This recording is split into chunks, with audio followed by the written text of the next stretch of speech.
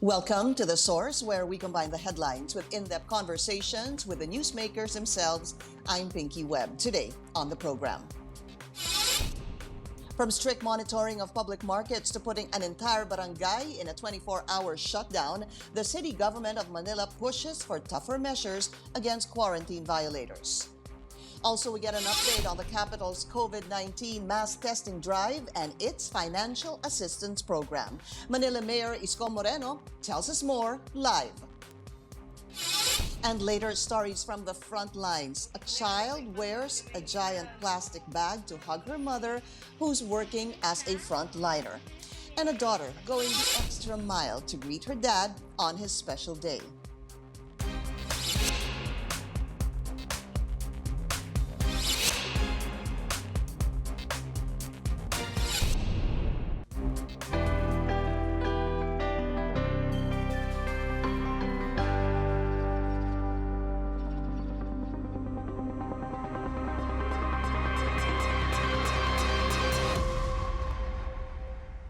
The city of Manila is adding stricter quarantine rules to stop the spread of the virus. The local government has ordered a 24-hour shutdown of Barangay 20 after residents supposedly defied enhanced community quarantine guidelines. The city is also controlling the swarm of buyers in the Blumentritt market after people swamped the area on Tuesday. How can Manila control its residents and make them follow quarantine rules? Let's go straight to the source of the story. We have Manila Mayor Isko Moreno. Mayor Moreno, thank you for your time, sir. Welcome to the show. Hi, Pinky. Good morning at sa mga staff niyo dyan sa CNN at sa lahat ng manonood niyo. Magandang umaga po sa inyo. Mayor, meron ho kasing mga reports na lumalabas na hindi talaga nasusunod itong social or physical distancing sa Maynila. I'm gonna go straight to the point, sir. Doon sa Blumentritt Market, napakarami ng tao kahapon, Tuesday. Bakit ho ba ito nangyayari? At tila hindi ata natatakot ang tao sa sakit? Ganun ho ba yun? Well, nalulungkot tayo dahil talagang may mga ilang pang individual na siguro hindi sila kinakabahan or hindi sila masyadong aware yung gravity ng sitwasyon o kundi man baliwala lang sa kanila. But we always continue to implement national policy with regard to social distancing, yung quarantine and curfew. Now, with regard to markets, hindi mo naman masisisi rin ang mga tao sapagkat markets are open, continue to function for its purpose dahil yung concentration ng tao in community ay nandoon sa palengke. That's why yesterday we came up with another plan wherein particularly Blumentritt issue, yung kung anong oras mamimili ang taga Maynila at anong oras mamimili yung mga kapitbahay namin sa Quezon City at Caloocan because Blumentritt Market is nearby our boundaries and people are walking coming from other cities which we continue to accommodate as a good neighborhood concept because they need to feed also or buy basic commodities. So we will now have some arrangement with time management, hoping that this will decongest the people on a particular hour. And second, we'll open more roads towards Blumentritt as an entry and exit. Third, we've talked again as a final and stern warning to the barangay officials in the area because Blumentritt is composed of many barangays. So yesterday, I tasked Acting Secretary Letlet Sarkal to meet with the barangay officials. Now, with regard to Barangay 20 Parola to pave the way of Mayor, hold on before we go to that. okay. Okay, pag-usapan muna natin yung sa Blumentritt para lang po maliwanagan yung mga tao dun sa sinabi niyo, Mayor, kasi we have the graphics on this, yung advisory na lumabas sa City of Manila. Ito nga yung to avoid congestion, magkakaroon ng window hours dyan po. And points of entry and exit points. I want to put that up on the air. Blumentritt, corner Rizal Avenue, Leonor Rivera, corner Antipolo, at Blumentritt, corner Aurora Boulevard. In line with what Mayor Isko Moreno is saying, yung Manila residents, no, a mayor shall be allowed in the Blumentritt area from 5 a.m. to 12 p.m. So, tanghali. Non-Manila residents shall be allowed 12 noon to 4 p.m. Wholesale buyers shall be allowed in the Blumentritt area from 4 p.m. to 7 p.m. Ang tanong ko dito, Mayor, how will you be able to monitor yung Manila City residents at non-Manila City residents? It might prove to be a challenge, Mayor. Well, basically, you're not allowed to go outside of your premises or household without the quarantine pass. And quarantine pass are being issued by the barangay. So our policemen are familiar with the barangay numbers and geographical location of those barangay numbers in the radius of Bloomington.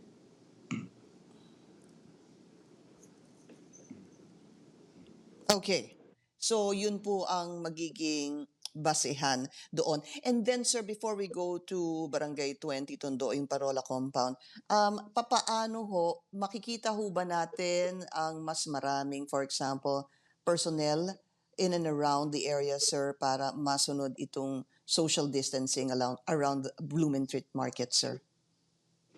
Well, yes, I hope so.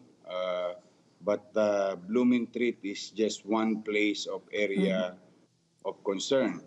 We also have, we continue to operate Opo. the vegetables and meat supplies in Recto during the evening. No, the same thing with Bloomingtreet with regard to wholesale of eggs and chicken. So plus yung aming mga palengke pa, we have about 17 including Bloomingtreet market, 17 public market. Opo. Kaya tapos yung ibang mga chain of groceries, no, we continue to put enforcement unit in the area and hoping that at the end of the day, Pinky, no, it boils down to the habit of the people or attitude of our people towards this crisis. No, talagang nasa kanila nakasalalay. Opo. They really have to make plans also at hindi naman nakaila sa kanila kung ano ang mga panawagan, polisiya ng lokal at national government. Opo. Tila nakalimutan po ito sa Barangay 20 Tondo, yung pong tinatawag nga na Parola Compound. Lockdown po ang inutos nyo kagabi ng 8 p.m. hanggang ngayong araw ng Wednesday. Ngayong araw Wednesday, 8 p.m. First, sir, because dito sa video na nakita natin, ano ho ba yan? Nagkaroon ng tila suntukan, boxing match dyan. Tapos meron pa daw bingo, meron pa daw sabungan. Boxing, yes. Bakit ho nangyayari yung ganyan, Mayor? Well, okay, Pinky, just for purposes of understanding, for our viewers' understanding, Barangay 20. I grew up there in the area, no? At makikita mo talaga, napakaliit ng bahay nila, mainit, marami silang pamilya sa isang bahay. No? Kung tawagin nga namin ay condominium, no? Sa isang bahay, ilang pamilya ang nakatira. And pangalawa, hindi rin sila sanay na nakakulong sa loob ng bahay. No? But be that as it may, no, understanding our people, but they really have to be responsible also. Kailangan maging responsable rin silang mamamayan. katulad itong nangyaring ito, we don't tolerate this type of situation simply because we are certain about our rules. In this case, yung mga barangay official na nanagot na, they're going to face some administrative charges. The one who led the boxing match is in jail. Is in jail right now, facing so many cases in violation of the Bayanihan law, the quarantine, and all other things. Tapos, uh, so we decided, dahil ganyan nga yung kanila naging attitude, kaya maraming PUI sa kanila. No? Diyan kasi maraming PUI sa parola. So we decided to shut it down today. Nobody moves, literally. They have to stay in their houses to pave the way to testing of swabbing of more or less 2 dozen individuals in the community. Uh, it's happening today. Nagkaroon ho ba ng problema magdamag, Mayor? Just an update doon sa pag-lockdown dyan sa Parola Compound. Modesty aside, basta when you got our attention, we see to it that we'll give you the entire attention of the city government. Sa awa ng Diyos, ngayon nakaka-80 na ho kami na nahuli pa. May tumatakas pa kagabi. Sila po ngayon ay malulusog ang pangangatawan dahil sila po ay nakapag-exercise magdamag.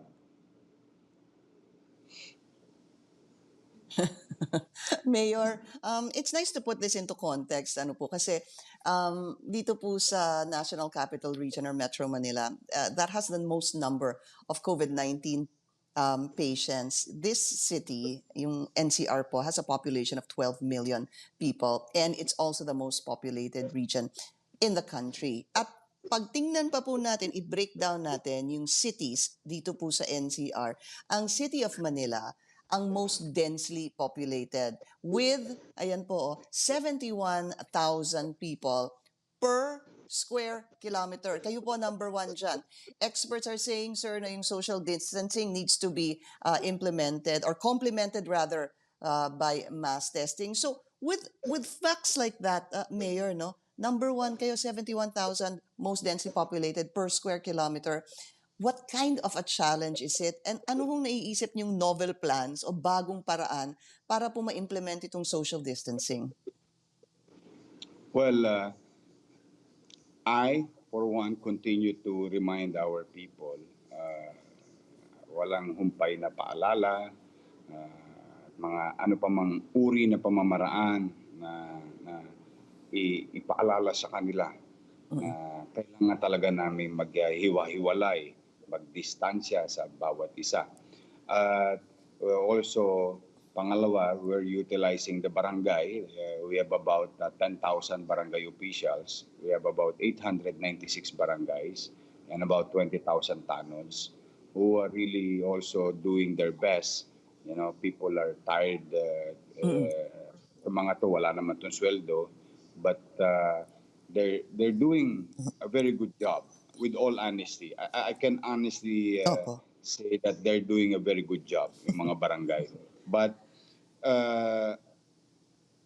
kahit na maglatag ako ng pulis, katulad kagabi, let's just say, let's go back to Barangay 20 when we really put an end on everything. Yung ganitong uri na mangyayari sa Barangay 20 is the best situation. I can honestly say it's the best situation. Total lockdown, shutdown kayo lahat. Pasok kayo lahat sa oblo. But we cannot just do that because we have to utilize so much enforcement unit in the region, wherein also other cities and other barangays in the region also needs enforcement unit. So it boils down again. Ang gobyerno naman na ginagampanan ang kanyang tungkulin in our own little way. especially the socio-economic impact to our society, itong COVID-19, plus our medical facilities are fully developed and continue to be developed and strengthen yung aming facilities. We're also paying the price All right. with our medical professionals, no? So ang kulang na recipe na lang talaga is tao.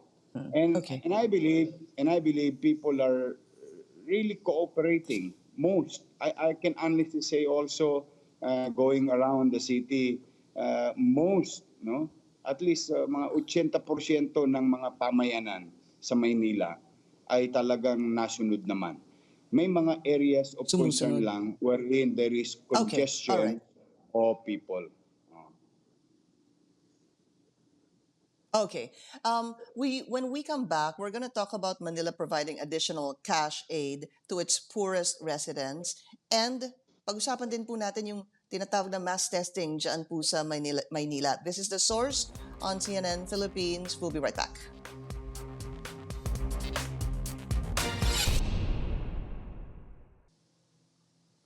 You're watching The Source on CNN. Philippines families living in the city of Manila are getting an extra boost from their local government. Officials have approved the release of additional cash aid totaling 19 million pesos. That means 1,000 pesos more for each of the city's almost 20,000 families. Where will the money come from? And has the city distributed the national government's cash aid to its residents? Still joining us on the show, Manila Mayor Isko Moreno. Mayor, balikan ko lang po yung tulong na ibinibigay nyo sa inyong mga kababayan dyan sa Maynila. Hindi ho ba nung April 6 or 7, namahagi ng 1,000 pesos per family, ang tinatawag po nitong Manila City Amelioration Crisis Assistance Fund? Tama ho ba? Yung CACAF, what we did to supplement or to cushion yung pangangailangan ng tao, yung hirap, yung bigat na kinakaharap ng tao, no? The City of Manila opted to appropriate 591,500,000 for CACAF, wherein to address about 572,000 families in the city of Manila, no? Ibig sabihin, mahirap, middle class, mayaman, everybody will receive 1,000 pesos. 1,000 pesos, why we came up with 1,000 pesos, because the formula was yung una namin binigay na food box, no, which is almost about more or less about 400 pesos, that would last for maximum of 3 days. Maximum of 3 days. Kung masinop ang isang pamilya. Opo. And if we talk about family, and we base it to PSA, Filipino families is composed of 4 to 5 members of the family. So, having said that, we're having also problems with the supplies because food box being supplied by the city to our residents are coming from two government. The national government, which is DSWD, gave us about 14,000 boxes. And the city of Manila already about 300,000 boxes of food box. Pero ang problema lang dyan, Pinky, masyadong delayed yung delivery namin. And again, simple reason, hindi lang naman ako ang bumibili, and I'm pretty sure yung Metro Manila mayors bumibili also, but it's the supplies ang kulang. So we came up with 1,000. 1,000 wherein naisip namin, if we allow people to buy goods, no, basic commodities in our supermarket or pamiliang bayan, no, then we would rather give 1,000 pesos. That would be enough for a week, at least a week. It may not suffice, or hindi man siya sapat na sapat, pero at least medyo maganda-ganda na mabibili ng isang tao para sa kanyang pamilya. And I saw one picture na ito'y maraming nabili. Now, yung 19 million last night is an additional CACAF. Iba pa yun. Yes, additional in such a way that out of 572,000 families already given, meron pa rin sa listahan ng barangay na hindi nabibigyan na pamilya. Uh, and the reason behind, because sa part ng barangay, may mga barangay na nawala yung listahan, kulang yung listahan, hindi nakapagpalista Opo. yung pamilya. So, trying to be compassionate and understanding to the situation, not to put blame to anybody in the barangay, is to just address.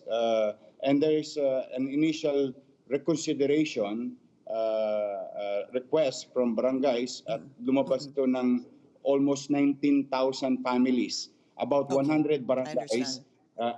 So ginawa namin last night, I approve it, and it's now going to be delivered again, the same system, today morning and this afternoon to their respective barangays. So susunod, ina-accumulate namin yung aming order sa NFA, which is almost finished already.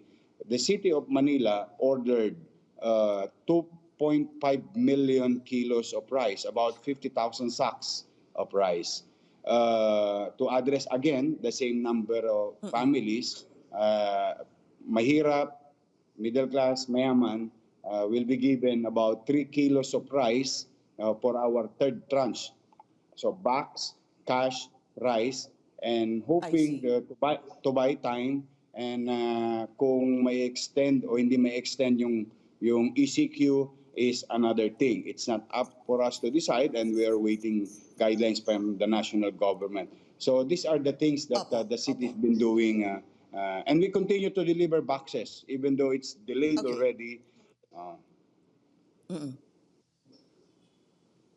Okay. Mayor, yung pong sa social amelioration program naman ng gobyerno na 5 to 8,000 pesos para sa 18 million families, did you start distributing that already sa mga, dalawa lang po tanong ko, has the distribution began, and do you have a problem with your list and the list of the DSWD dahil umaapply po yung ilang mga mayor nga na masyadong konti yung nasa listahan ng DSWD compared doon sa listahan ng local governments?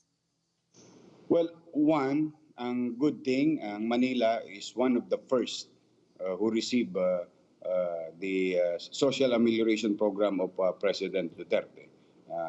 We've received 1.4 billion pesos, and we have submitted about 185,000 families in the city of Manila. Now, who is going to implement it? It's DSWD at katulong yung aming social welfare office also in Manila. Yes, it started the day after we received the amount, or what we call technically the day when it was downloaded to us.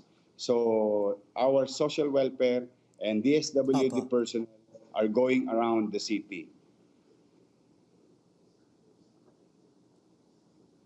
Okay. So, Mayor, kailan ho kaya ang inyong deadline? Last question, para matapos po itong pamamahagi doon po sa social amelioration program ng gobyerno. Well, I'm hoping that they would do better, no? Those agencies. Kasi yan, mabigat ang bilin ng Pangulo dyan. Talagang ang DSWD ang nabigyan ng task, no? To deliver that. And hoping also that they would do better numbers on a daily deliveries of social amelioration program, and approval of names being submitted to them by the local government unit, hoping na mas mabilis. Kasi kami ang kasi ang ginawa namin na do sa CACAF, we tried to simplify the delivery of small amount of money na kaya ng lokal by having it by utilizing barangays in their respective areas. So kaya Opo. in 3 days naabot namin is about more or less 580,000 people. And in 3 days also, they were given direction that in 3 days they have to liquidate. Ibig sabihin na Pinky, para sa kaibuturan ng ating kaalaman ng ating mga manonood, yung barangay official will submit the list of the names who received already the amount. Why are we utilizing barangay officials? Opo. Because they have a mandate. I think barangay officials magandang ma-utilize sila ngayon kasi una may mandato sila ng batas. Pangalawa, familiar din sila sa lugar nila. Now, on effectivity, Okay. that is yung delivery of SAP sa tao, that is another question. Later on, we'll see. Okay, Manila Mayor Isko Moreno. Sir, maraming salamat po sa inyong oras and stay safe, sir. Thank you. Mag-ingat din kayo. Magdasal na lamang tayo mga kababayan. Talagang Diyos ang kailangan natin ngayon. And I hope we continue to pray that magiligtas tayo lahat. And please also continue to pray that the government will be successful. Let us not hope that the government will fail. You don't want to wish that the government to fail. Kailangan natin ng gobyerno ngayon. Hindi tayo ang makakalaban. Ang kalaban natin ay COVID-19 virus. Siya po ang ating tunay na kalaban na napakahirap kalabanin. But I believe at the end of the day, may awa ang Diyos na sana nga makaraos na po tayo, mabalik na tayo sa normal. Manila Mayor Isko Moreno, sir, maraming salamat po sa inyo. Thank you. Some Filipinos are finding ways to show love even if they have to fashion their own protective equipment. Later, we show you a touching moment between a policeman and his 6-year-old daughter on his birthday. We'll also tell you why the child had to wear a plastic bag for her mother's homecoming. You're watching The Source on CNN Philippines.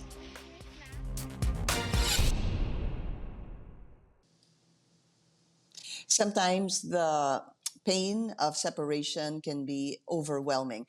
Families of frontliners go an extra mile to be with their loved ones amid the coronavirus pandemic. Here's a touching father-daughter moment shared by Facebook user Jolly Masa from Bacolod City. 6-year-old Ali wanted to greet her father, working as a policeman and frontliner, a happy birthday. So she wore an improvised protective suit so that she can hug her father outside their house. The moment lasted for 3 minutes. And here's another one from an emergency room nurse in Nueva Ecija. Ramona Bernardo tells CNN Philippines that it's been a month since she's been home from hospital duty. Wanting to hug her 3-year-old daughter, her family wrapped the child in a giant plastic bag before she was allowed to come near her mother.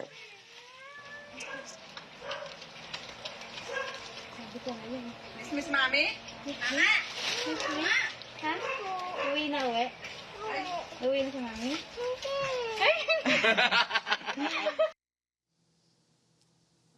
Thank you for joining us here on The Source.